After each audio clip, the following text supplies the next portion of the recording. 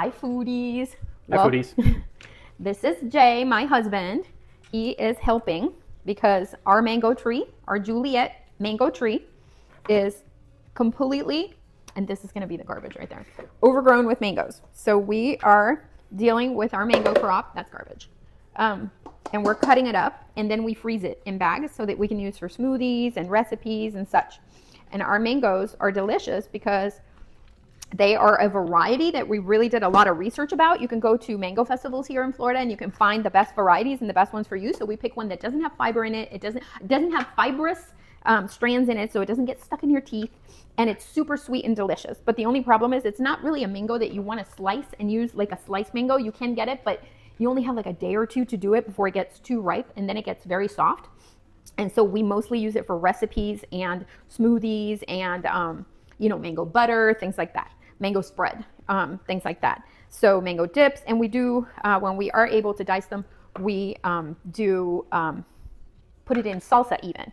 So Jay is joining me today. I convinced him to mic up because I figured that you guys could hear from him, not just me. We talk a lot about our journey, and we have this page and we opened it to share it to hopefully help others. Maybe go through their own journey and learn from ours. So we share not just recipes, but the good and the bad. So I don't know, maybe you share with them. He just traveled. So one of the things that we can go into is how did you handle travel? He went on 2 different weeks, so maybe he can tell us what he did. Yeah, 2 weeks in a row I went for business travel. Neither place was a large metropolitan place, so they were kind of remote, I'll say.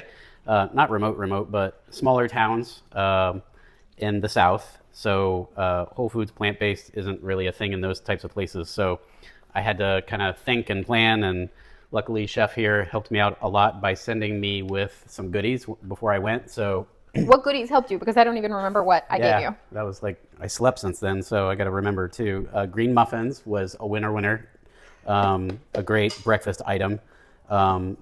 The recipes on the page, and they're awesome, and they're great for breakfast. They're easy, they're delicious. And did you heat them up? I never asked you that. Did you heat them? Was there a microwave, or did you eat them cold? I ate most of them warm. I think I ate one cold. Okay. They're a little better warm, but only like 20 seconds in the microwave, so it doesn't take much to get them perfect. But most of your travel hotels even have a microwave out in the lobby, right? I mean, both of the hotel rooms I was in were had microwaves in them and little refrigerators, but not a kitchen. But not a kitchen, no. Yeah. Just microwave, small little microwave, coffee machine, and a little refrigerator in both rooms. Different hotel types. So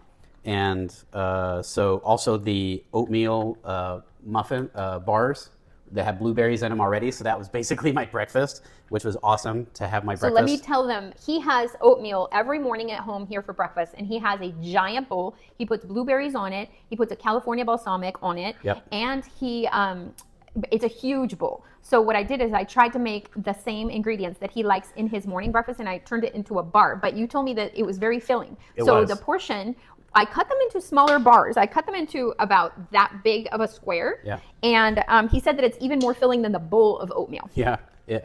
I was perfectly satisfied till lunchtime, easily.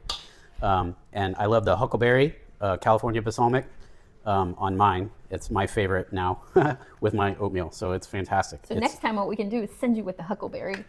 If you were wanting to take a bag of your oatmeal, you could maybe stop at a store and get the soy milk or a plant-based milk, and you can make your own oatmeal in the microwave. Right. Because I'm sure they can loan you. This is some of the tricks that you guys can do. They can loan you a bowl and a spoon at the front desk. You can ask for those things, and sometimes they're not in the room, but they will kind of help you out. Yeah, if they have a restaurant, they have those things. And the people at the front desk, even if the restaurant is closed, like after breakfast in the evening or whatever, they will go behind there and get them for you.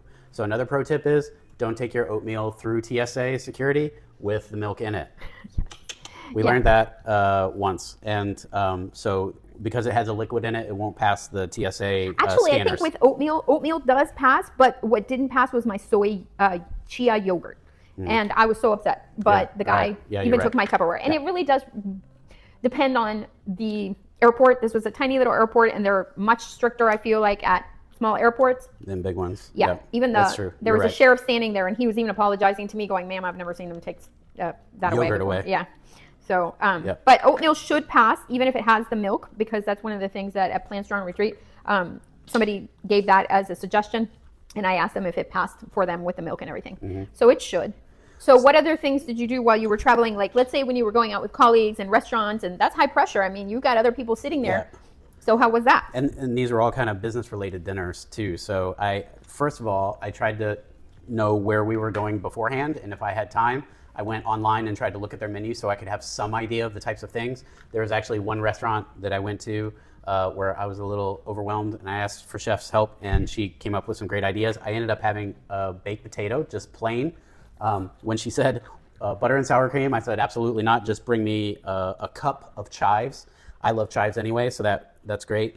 And I put them on there. Did you order one or two? Because sometimes we've ordered multiple potatoes, but this time you didn't, right? I didn't, because it was a pretty big potato, and I also had a large like dinner style salad as well. So I didn't need the second potato. Let me ask you this, plenty. Because this is something that people will struggle with. So you're sitting there with your clients, and you're sitting there with, coworkers and such, and a lot of people don't like the questions and being singled out or being looked at. And so how was it? Yeah, self-conscious. How was it with your employees, with your client, with going out to dinner with people and them seeing you order in such a different way? Yeah, it was no problem at all. And actually, I was a little worried about that, but it ended up not being a problem. So I was worrying for no reason. And so it was no problem at all. I just said, I don't eat animal, I don't eat dairy, and I'm doing it for my health. And when you say you're doing it for your health, people will shut up. They will not, criticize or anything. So, or at least that's what I found. Well, and you found that you also had other vegetarians. That's right. So that helped you a lot because they had been there before and they had been to these restaurants and kind of knew. So even though we're not vegetarian, how did it help you? It actually worked out great. So I talked to my colleagues kind of before, and they knew kind of my situation and that I was doing this and on this health journey. So they actually were looking out for me. And so I'm the new guy in town. They had been traveling there for a while. So they took me to a restaurant that had many different vegetarian/vegan options. And I was just careful with that because why? Because vegan can be unhealthy. But why? Because a lot of times they're processed foods. They have often replacement animal type fats and oils, plant-based oils, and that's not good for the health. Margarine. We found out the hard way. One time we went to an Indian restaurant and we were so excited because they had whole wheat roti. And if anybody knows Indian, they know that there's roti and there's a naan bread. They're both a type of bread. So when I saw that it was a whole wheat bread, I was so excited. So I think actually it was the naan that we ordered, not the roti, and it was whole wheat. And I told the waiter, vegan, vegetarian, and he said, yes, we have it made with no dairy. And I did not ever think that they would put any other oils in it. And I asked him, are there any other, do you make it with milk or dairy or oils? And he said, no. When it came out, it was shiny. And I asked him, I said, wait a minute, I told you no butter, no oils, no nothing like that. And he said, no, it's good. It's vegan, it's vegetarian. And I said, why is it shiny? And he said, margarine. So they consider margarine a vegan, vegetarian okay. So you have to be very specific. So we learned, I sent it back and I said, I'm sorry, but we cannot have this because of our diet restrictions. And so they brought us one without the margarine smeared on it. So, and we knew that it had been made only with whole wheat and water. And when they made the dough, it didn't have eggs or the margarine in it. They had just doused it on it. And, but we learned. So be specific. And when they do bring it out, don't be shy to send it back. It's for your health, so there's no reason to compromise your health. So send it back, especially if you were proactive in telling them what you wanted up front. That water might be kind of loud, but I'm going to have you help me here. Yeah. So you grab a spoon and you're going to do the same thing. You don't have to do the ones with the seed in them. I'll do those. You can do the ones without the seed. We're just scooping out as much meat as possible. Yeah. So what else do you want to tell them? Other things I took with me were little steamed potatoes in a Tupperware. That was awesome. Forgot about those. We had a little rectangle size Tupperware, and there was probably like 8 or 10 little potatoes in there, and that was great as a little snack, either whenever. Let me ask you this, didn't I put like a dip or something for you to? Hummus. You gave me some hummus too, which was awesome. Oh, but for that one, what I did so that he wouldn't have security take it, I made the hummus chunky. So I made hummus and I mixed it with whole chickpeas so that when he was going through security, they didn't take it away from him. Yep. And then also you gave me some cherry tomatoes. She's talked about how I do drive-bys all day. And so I just walked by and grabbed some cherry tomatoes. Well, some viewers might not know, or Yeah. some of our foodies might not know what a drive-by is. So a drive-by is, I say that you should have stuff on your counters, fridge. I'm flicking mango all over myself. On your counters, fridge. I wore the right color. Yeah, you did, orange. So have prepped foods in your fridge at all times, so Yep. you can do a drive-by. So you can drive by, heat up a muffin, eat it. So Yep. you can do a drive-by, take some hummus, put it on a plate, and grab some little tomatoes and dip it into the hummus. This way, you're doing drive-bys in your own refrigerator. I've even stopped, sometimes when I'm running errands, usually our house is kind of central point, and I'll run my errands in a circle around the house, and I will come back to the house, and I'll do a drive-through through my own house. I'll come in here, I will make myself something super quick that I heat up or cold, make myself a bowl, eat it, and go right back out and do what I was doing. So hold on. Yeah. So back to the drive-by thing and having foods prepared. Something that was really important and helpful for me, especially when we were starting this out, is you shouldn't be hungry, right? And if you're hungry, you're not But you quite did that doing in the beginning. In the beginning, but- sometimes you would get hungry. But we had lots of healthy, whole food, plant-based options where I could drive by and grab a muffin. But it took you a second to get used to that. It did, Yeah. but not very long. And I realized that when I started feeling hungry, I can just grab anything. If you like clean out your fridge, freezer, and pantry of the bad stuff, then only the good stuff is left, and then pretty much you can eat Anything available. Anything available, being mindful about Well, let me tell them the this. few things. So my sister has a great webinar. It's called How to Eat More Yet Be Healthier. And that really impacted us because in the beginning, I knew that, and I knew that I needed to eat enough because my sister kept repeating, eat enough. You should never be hungry. You should be satiated. You will get to the point where you're satiated. Not full, but satiated. You're just at this complacency. And he would sometimes be hungry. Yep. And he eats more and needs more than I did. So he would sometimes be hungry because I would be feeding him a plate, more my portion. And so I would repeat, make sure you're eating enough. Like, go reach for stuff. So I had all this stuff in the fridge, the green muffins and hummus and just tons of examples. If you go look at our recipes, all those things I keep in our fridge at all times on rotation. And so it took him a second to realize, oh, it's okay to eat because the caloric intake and the fat grams that we're taking in are not going to, we had to desensitize ourselves from the dieting mentality. Yeah. So he was in a dieting mentality. I was in a dieting mentality where you're having to count everything. You should never have to count in this lifestyle. You should be able to have everything accessible to you to just grab and eat it. But we always say grab and eat it in balance, in the plate balance that I show in our videos. And also make sure that you watch the saturated fat. If you're grabbing things that do have a lot of saturated fat, you will cause issues. You can bring on the chronic diseases just like you can with the standard American diet foods. So all the things that I keep in our refrigerator are very mindfully calculated. I am not going to have hummuses that are loaded in olive oil and even tahini. Tahini is high in saturated fat. I do put tahini in it, but I'm mindful. I cut it to half of the portion of what the recipe should be, and I make it with aquafaba, for example. So keep those things in mind. You should be able to eat freely because your body's going to tell you, oh, I'm satiated. And just also for the record, this is so satisfying to scoop out this mango. This is so much fun.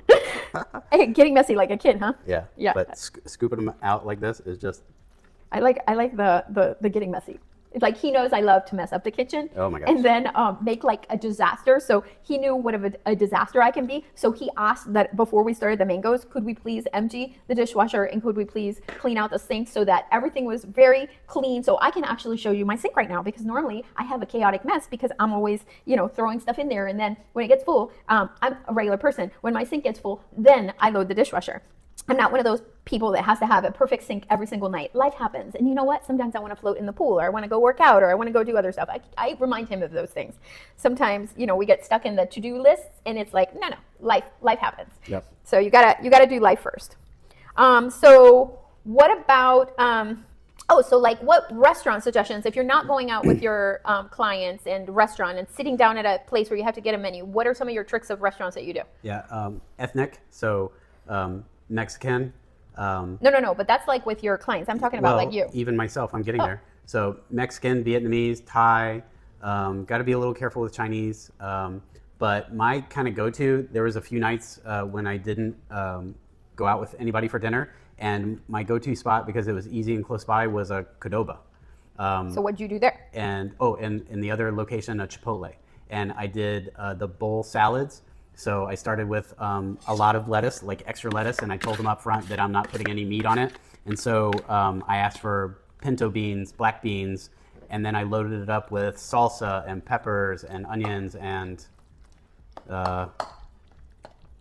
what else? All the veggies, right? Half of the brown rice that they normally serve. They normally serve. They have a giant serving spoon, and they give you a huge heaping thing of rice, whatever kind you want. But I told them brown rice and half it. And no guacamole, right? Oh no guacamole. No. Why? Because that has high saturated fat. Right. So we're calculated with it. If we have guacamole, we have it here at the house and we make it. You want to clean that one?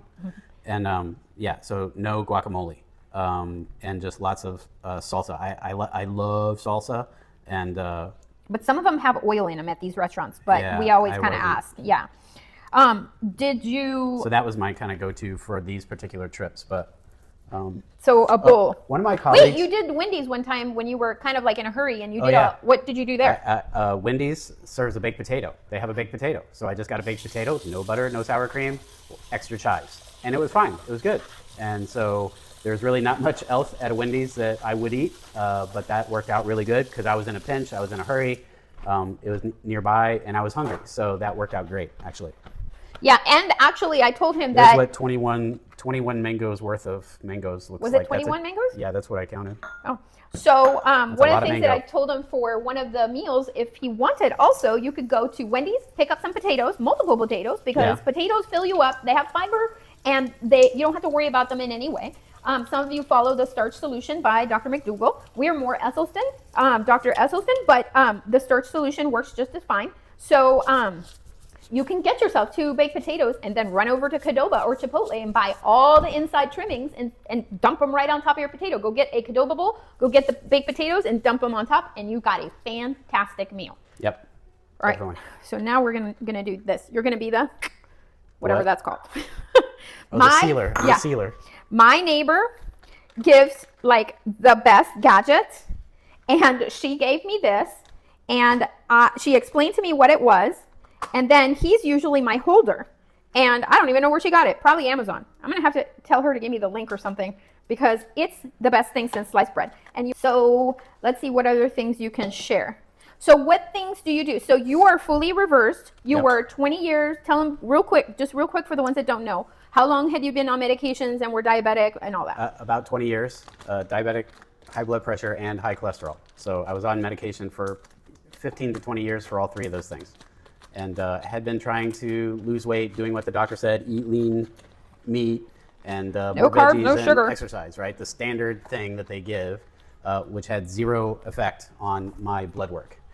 I did lose a few pounds because I started exercising a little more a few years ago, but the blood work wasn't changing. Well, and even actually, not only were you walking 5 miles a day, but you had lost like 30 pounds, and the doctor had told you if you lose 30 pounds, you'll be able to get off medications and your A1C will come down. Nope, it consistently kept going up. Yeah, I was really kind of upset about that because I worked really hard exercising to lose that weight and being a little bit more mindful about my foods, but I was eating sad foods. And even, like I was traveling, so I was doing like lean cuisine type frozen dinners, which are supposed to be more healthy. It wasn't lean cuisine brand, it was some other brand, but it was like that. And so when I did and went for the blood work after losing the 30 pounds and there was no improvement in my A1C, I was very upset. And So this is what I want. I felt like I'd been misled, Yeah. so to speak. We were upset. So this is where I was going with that. You are reversed. You're no longer on medications. Yep. High cholesterol is gone. Blood pressure is normalized. You're on off all of medications. You're completely normal and have been. We consider ourselves by quarter. We get our blood work done every quarter. So every quarter it has improved consistently for the last year. And he was fully reversed at about month 7 of doing this. But at month 8, we were still, watching, because it still kind of goes like this, even though your numbers are all normal. So you have to be consistent, and you can't just go, yay, I'm normal, I can eat whatever. So you have to, the more consistent you are with your whole food plant-based, the more it's going to continue to improve or optimize. We didn't know that word. We didn't know that normal meant you can be better than normal. We didn't know that. So now we're in that phase where we're trying to make it better than normal. That's why you guys see us using the weights, and the weights help a lot with getting the fat out of your body and toning it after 55 years of not taking care of ourselves. All of that matters. Balance, it helps with strength, all of that. But because reversal does not mean cured, it just means reversed. It means that you have put it back into normal. But you can just as easily get back into abnormal and just as easily get back into all the chronic diseases if you go right back into the standard American diet way of living. So the things that we do to keep our bodies normal with no chronic disease, especially his, because he was medicated for 20 something years. I was not on medications, but my A1C was at a level that a lot of people think is pre-diabetic. He had, even with a medicated, his A1C was higher than what it should be. It never got to normal with medication.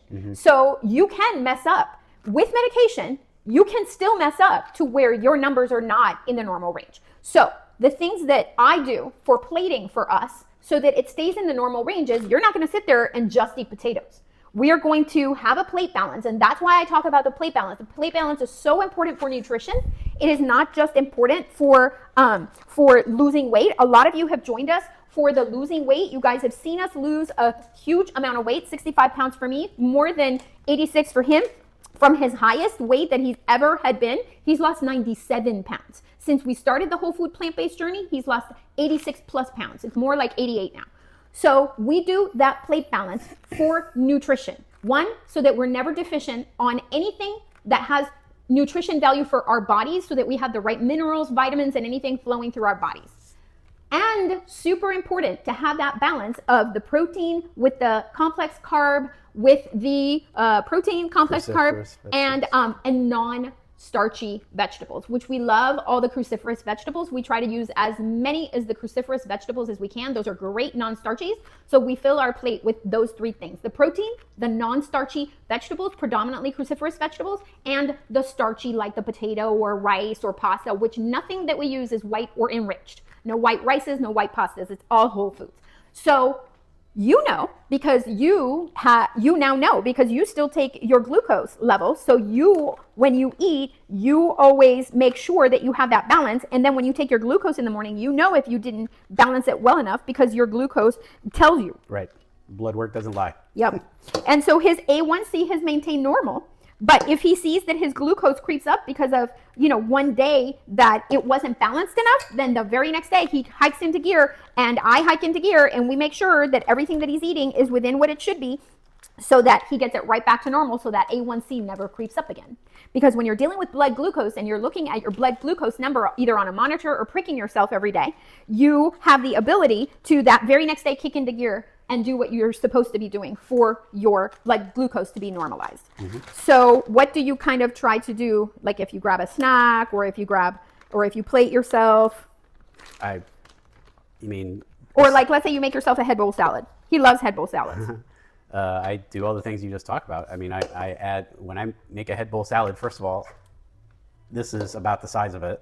You can find a Facebook, if you search for head bowl salad on her Facebook page, on our Facebook page, you'll find the first one that comes up was a 42-ounce salad that I made, and I ate it all. It took me a while. It took me a couple hours to eat it, but it had like 20 different ingredients, not counting the ingredients. 22, because you beat me. Yeah.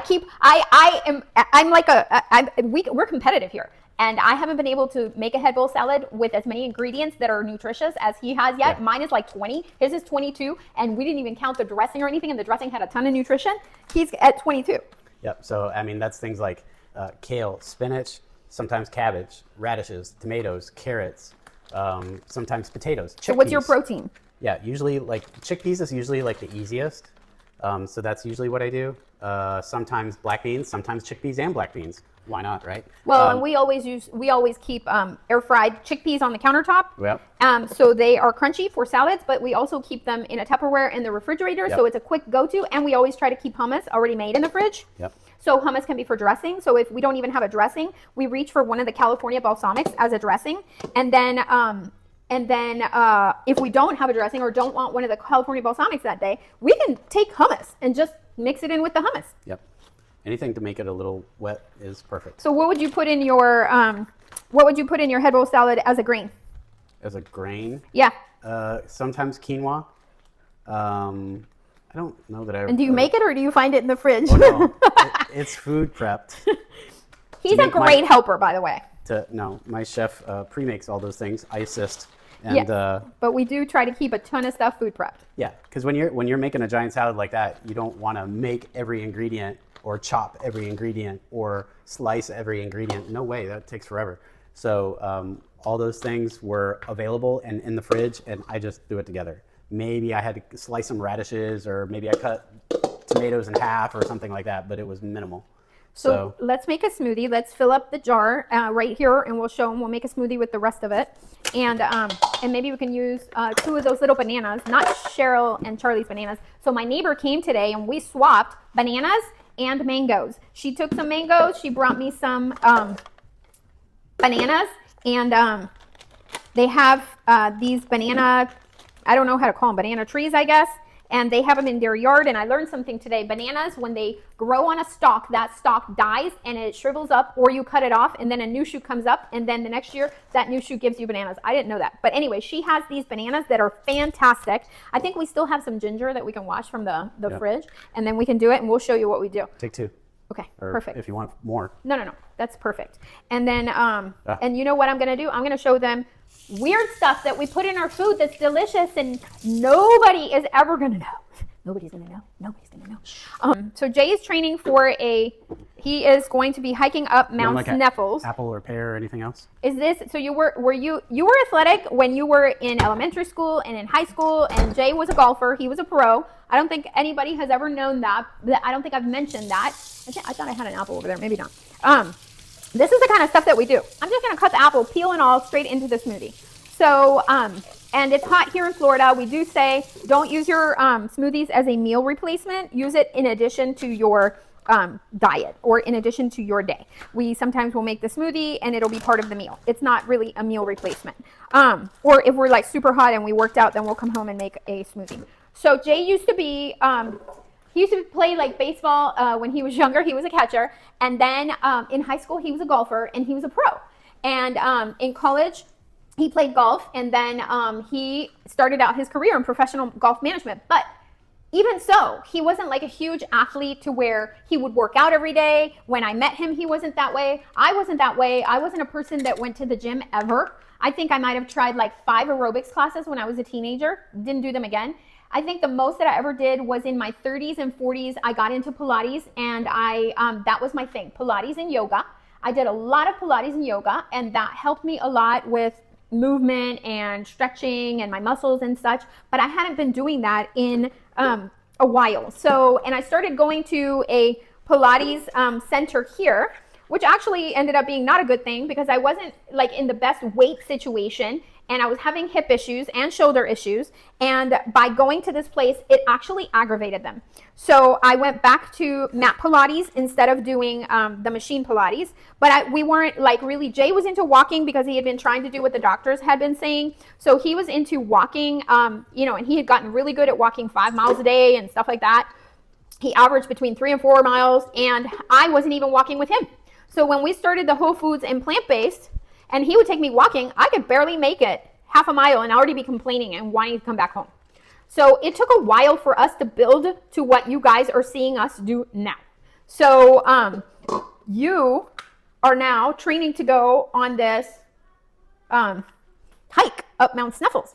And that is not something that we had ever done. Not as a family. Our son is super athlete, and he is has a 12-pack, and he is always moving, and he's a climber, he's an instructor, and we never did those things until recently with him. Right. Yeah. Doing something like that was outside of the realm of possibility a year and a half ago. So I'm excited. This has been my goal. My son brought this up a year and a half ago, and he was like, let's climb Sneffels. And I'm like, well, I got to be ready for that. And he wanted you to do Rainier before that, but Yeah. Sneffels is near the town that our son lives in, so that's why they chose Sneffels. It's in Colorado. It's 14,200 feet about. So I've been training and I've been working a lot on leg strength and ab strength and core strength and lab strength, leg strength. That's why I do the Stairmaster a lot, but also a lot of like squats and hip flexor exercises and that kind of stuff. So yeah, I'm looking forward to it. It's in 2 weeks, so check back. I'm going. And by you'll saying do this, great. by saying this out loud, I'm holding myself accountable because I can't fail. Well, we share because it helps us hold ourselves accountable. Yep. So we share because we hear from you guys, and that motivates us. And by motivating you, it motivates us to keep doing better and to keep researching, keep educating. I keep asking my sister things because it is about optimizing and not just getting to normal and going, I'm good. We don't ever want to go back to that life. We want to continue going forward. So, oh, you're telling me we're doing lemon? All right. And so you guys saw me put organic golden milk in here. This is turmeric, ginger, black pepper, cinnamon, and cardamom. So I put 1 teaspoon in here. I had this bag and I stopped buying the turmeric because now I do this. And I used to buy fresh shoots of turmeric and put it in stuff, but now I'm just doing that. And I went, be careful with that. And then I went and I also put, you saw me cut the ginger. I put a ginger shoot in here, peel and all, apples, peel and all. We put the bananas in, we did peel those, and then I put the mango in. So we're gonna put chickpeas in here. I'm gonna go get chickpeas. What? Yeah. So,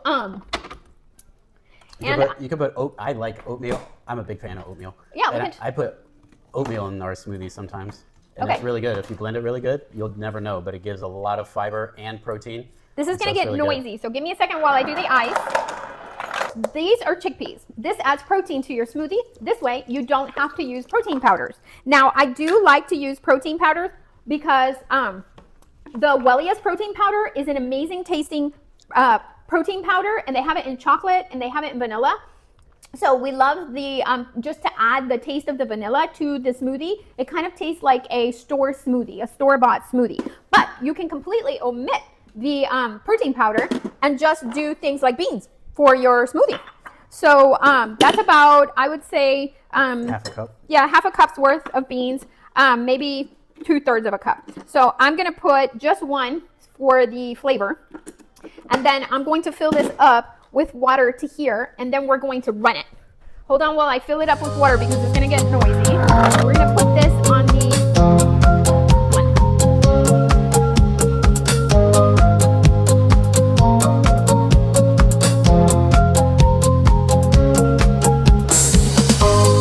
smoothie is done.